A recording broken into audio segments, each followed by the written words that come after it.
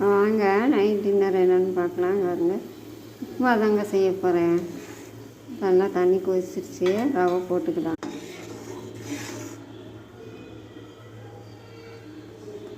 என்னால் ஒன்றும் உடம்புக்கு சரியில்லைங்க, பல்லு வலி வேறு. அதனால் மத்தியானம் லஞ்சு இன்றைக்கி செய்யலை. சரி, நைட்டு இதாக தம்பி உப்புமா கேட்டேன் சாப்பாடு செய்ய வரேன்னு உப்புமாவை செஞ்சு கொடுங்க. சரின்னு உப்புமா கிண்டிடலான்னு கிண்டிகிட்டு இருக்கேங்க. உப்புமா ரெடி ஆயிடுச்சுங்க. தம்பி கேட்டான், போட்டு கொடுக்கலாம். உப்புமா இந்த மாதிரி கொஞ்சம் தளன்னு இருந்தால் தாங்க எனக்கு பிடிக்கும். ஒரு சிலர் அப்படியே போடுன்னு உப்புமா உதிரியாக புட்டு மாதிரி செய்கிறாங்க. அது என்னமோ பிடிக்க மாட்டேங்குது எனக்கு. இந்த மாதிரி இருந்தால் தான் எனக்கு சாப்பிட நல்லாயிருக்கும். இன்றைக்கி நைட் டின்னர் அவ்வளோதாங்க. வெள்ளை ரவை உப்புமாங்க. இது தொட்டுக்க தயிர் தொட்டு சாப்பிட்டுக்கலாம், இல்லைன்னா நாட்டு சர்க்கரை ஜீனி தொட்டு சாப்பிட்டுக்கலாங்க. இன்றைக்கி அவ்வளோதாங்க டின்னர்.